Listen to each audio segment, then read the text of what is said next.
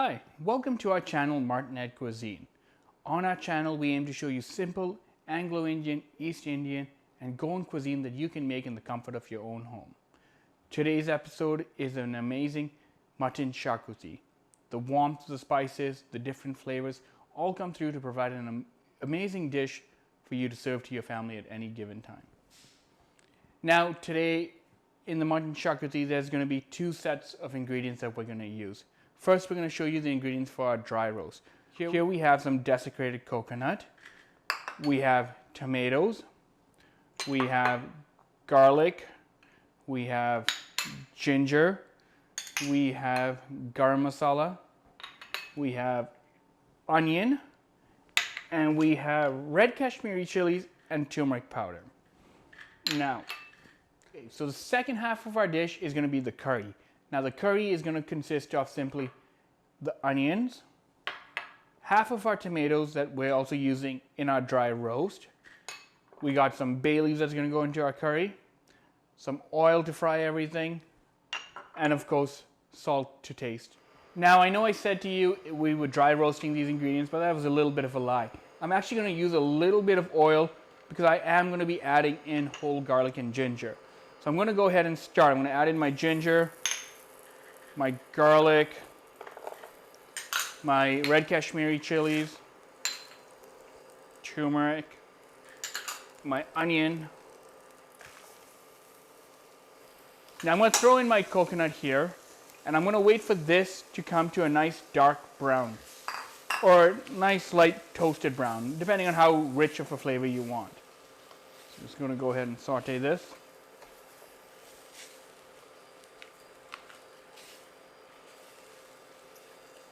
Okay, so now that I've got my coconut nice and toasted, it's starting to turn a nice dark brown. This truly takes your time and it is worth it. The darker the brown you get, the more flavor, the more luxurious this taste is going to be. So I'm got it to a point where I'm happy with the brown.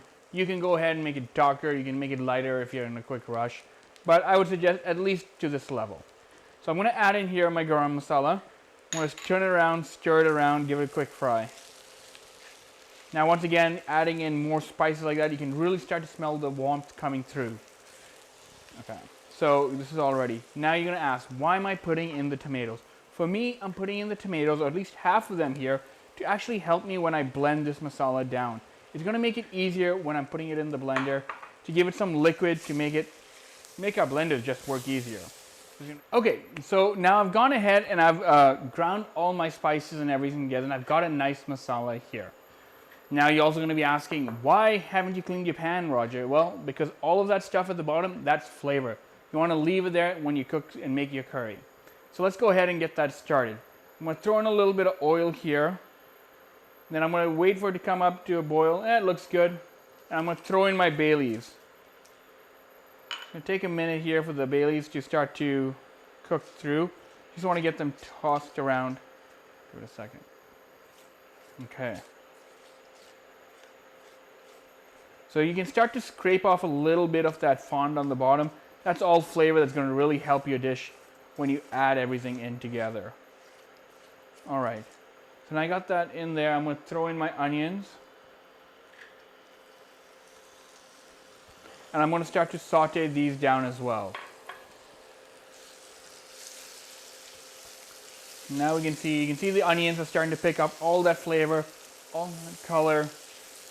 And adding it into the dish. So what you want to do is also you want to salt it as you go. So here for this layer I'm just going to add a little bit of salt in the dish. Put that in and I'm going to keep cooking it down. So I'm going to give this a good cook for about 2 to 3 minutes and then I'm going to add in my tomato. Alright, so now everything about this dish is about the dark rich color. So you want to take your onions as far as you feel comfortable in toasting them. So you can see here I got mine nice and dark. And I'm pretty happy with this point. So now I'm going to dump in my tomatoes here. And that's going to add a lot of liquid to the dish. So I'm going to quickly saute this out, start to cook these in a little bit. So that should take you about 30 seconds to a minute to add a little softness in the tomatoes before you start to add in your masala. I'm going to go ahead and do this quick. Alright. Add a bit of pinch of salt, like I said, season as you go. Makes it easier, but don't season too much because it's hard to remove salt from a dish, but it's easy to add some. So now I'm going to add in some of my masala. Okay, so now I've gone ahead and fried off a bit of my masala. I'm going to add in my mutton. So with this mutton, what we've done is we've gone ahead and pressure cooked it beforehand. What we've done with that is we've added a little bit of salt, a little bit of haldi, and we're going to add this all in here into our dish. Give me a second. So we've got this dish and we've got the mutton in there, and I'm going to start stirring it in. And I'm slowly going to add more as I get the mutton in, just till I find the right consistency of the curry that I want. Okay, I'm going to add more in here.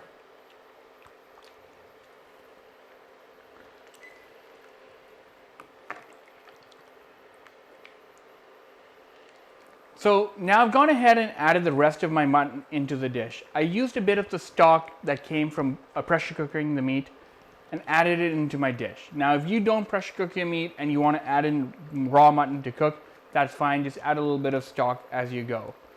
So and I'm just going to wait for this to dry up, but before I do that, I want to give it a taste and see how much salt is in there and if I need to add some more. That's pretty good, but it does need a little bit of salt, so I'm just going to go ahead and add that. Alright, so I'm just going to do that, give it a stir. And now to thicken this up, because this is traditionally a thicker curry, I'm just going to let it boil for a few minutes and come to the thickness that I want. So there you have it, a completed Mutton Xacutti dish. Now this masala is amazing. It can be easily used for chicken, it can be used for beef as well. Now if you want the full description of the dish and you want the exact measurements, it's all down below next to that little bell, which will allow you to follow our channel. So just remember, if I can cook this, you can cook this.